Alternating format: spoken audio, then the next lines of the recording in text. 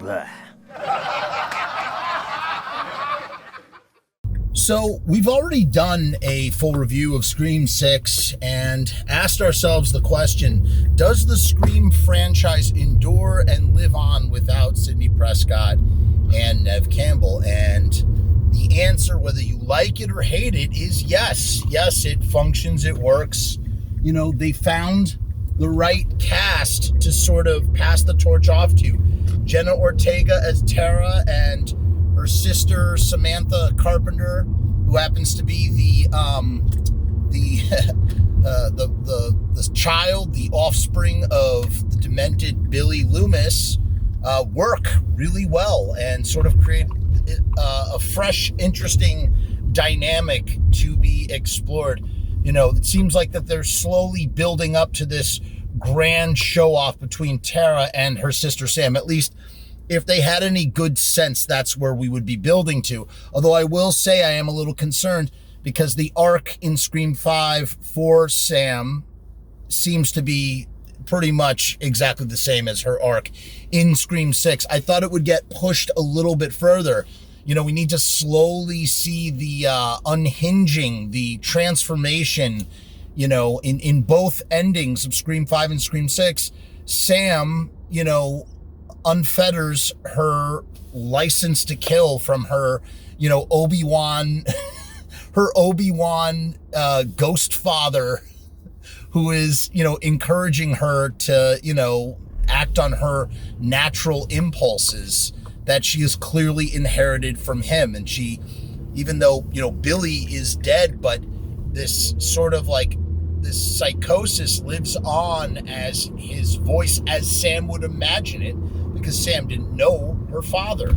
And so where could you go? Where do you go? Obviously with Sam, you know, taking up the mantle of Ghostface. Right. That is quite obvious, I think, at this point. But what's the end game? Where do you go with that? How do you execute that? And how do you also maybe bring Sidney and Neve Campbell back into the picture? Neve Campbell as Sidney back into the picture. You know, and again, like my happy ending for Sidney Prescott already sailed in Scream 3. I don't really need any more Sidney Prescott. However, what would have been very interesting if she had not made an appearance in Scream 4, if she had not made an appearance in Scream 5, and instead came back now as someone in Scream 7, married to Detective Kincaid from Scream 3. She's got a family, she's been in hiding, and all of a sudden, Samantha Carpenter is seeking her out to exact revenge via her father's psychotic ghost voice.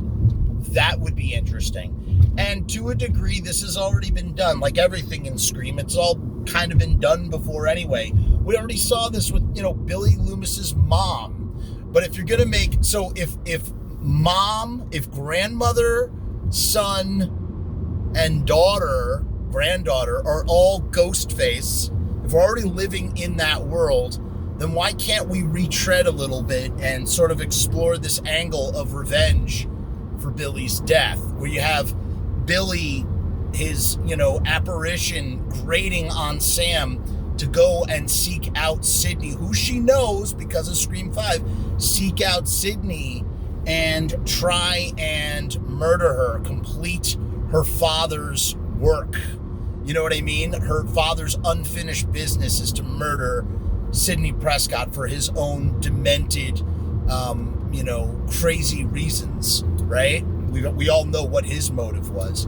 And so now here is the daughter, you know, hearing this voice in her head telling her to go and do this, and killing along the way with Tara hot on her trail. Tara, played by Jenna Ortega. I mean, that works, man. That's kind of airtight, in fact. And then, of course, you have Sidney in some limited capacity, maybe, you know, whether it's the third act, you know, frankly, that would probably be more interesting. It'd be more interesting if all this was happening about Sidney, and then Sidney doesn't come in until the third act of Scream 7, and then that's when you incorporate Tara. And, you know, it's very easy to come up with these broad strokes. These are very easy broad strokes to sort of come up with. But I find it a fascinating story.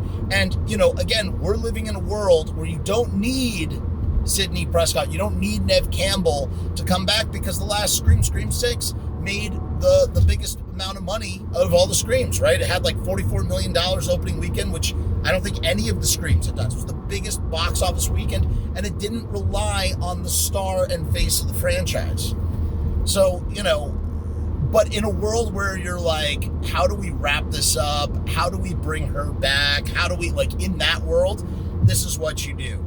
Sam goes after Sidney and Detective Kincaid, and Tara is caught up in it, trying to stop her sister and help Sidney and try to get, like, Tara wants to get Sam help, and Sidney wants to murder her, because it's like, hey, it's either you, not only is it either you or me, but my children, I have mama bear instinct. I got to protect my kids from your madness. So it's like, so then you have that conflict between Tara and Sidney, kind of like what they did in Spider-Man No Way Home. Although it was so, like, that was the worst part about Spider-Man No Way Home for me, trying to rehabilitate the criminals or whatever. That was unnecessary. That was a weird sort of motivation for Tom Holland's Spider-Man. I don't know, that really did not work for me. But in this scenario, it does. Tara is Sam's sister. Tara knows that maybe there is some good in Sam. So it's like, in a Star Warsian kind of way, you have the light side, you have the dark side, fighting over this person's mind and psyche.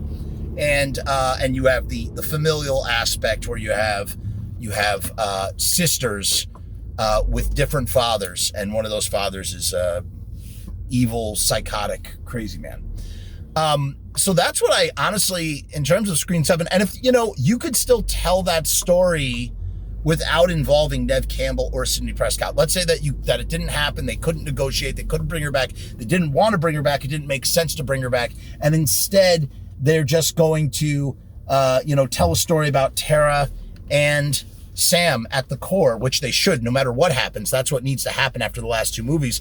You could still have it about Sidney. You could still make the conflict, hey, I'm on my way to go get Sidney and her family, and Tara trying to stop her, without ever seeing Sidney, It's strong enough. And, the arc is underdeveloped in the sense, I said that we've had the same sort of arc in 5 that is 6, where, in the way that they want to sequelize and squeeze blood from a stone, that perhaps doesn't have very much blood left in it, at least not the kind of blood that would make for a good movie. You could maybe divide that arc over 2 more movies, where you see Sam going Ghostface by the end of 7, and then into 8 is with the final battle with Sidney. But frankly, I think 1 more movie and you could wrap this up. You get a nice trilogy with these new characters, with the new blood, especially if you have survivors. You could revisit in the future if you really wanted to, or you could do what I would want is a reboot, just like a straight reboot from the beginning. Give us, we talked about this too, give us the story, but all the way from the beginning, from the moment that Roman steps foot at Maureen's door and says, I'm your son, and she rejects him, and we see how everything sort of happens before Scream. We see Scream again, but this time it's sort of, maybe showed from different points of view. We see, how Randy maybe carried a torch for Sidney, how Billy and Sidney started to date, how Stu got involved with Billy, and just sort of make it all work.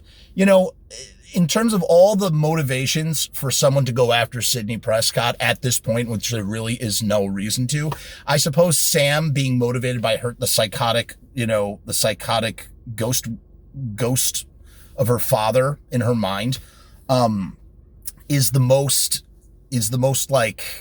best motivation of them all, really. Apart from, I would say, I think Roman had a good motivation. I love Stu's motivation's my favorite though. Stu, peer pressure. I love that. It's simple. It makes sense. It makes sense for Stu. It makes sense considering the fact that I personally think that Stu loves Billy. Who knows how those feelings are, if they're platonic or if it's romantic love, but there's something more than just friendship where he's willing to do anything. He's willing to kill for Billy in that kind of way. And I think that is probably my favorite. There's a lot of subtext in that motivation. And I think that's my favorite motivation of all for all the Ghostface killers. I mean, the motivations for the killers in 5 and 4, especially for Jill, Sidney's cousin, are ridiculous. So they have a great motivation. They have a great opportunity here to bring Sidney back, and they have a great opportunity to sort of close the loop on Tara, on Sam, and Sidney, and give Sidney her true happy ending that she really earned and got at the end of Scream 3. So if you really want, you could just stop watching after Scream 3 and you will be sound as a pound when it comes to feeling all set and settled as to where the characters are. So what do you think? What do you think about that? I want to know.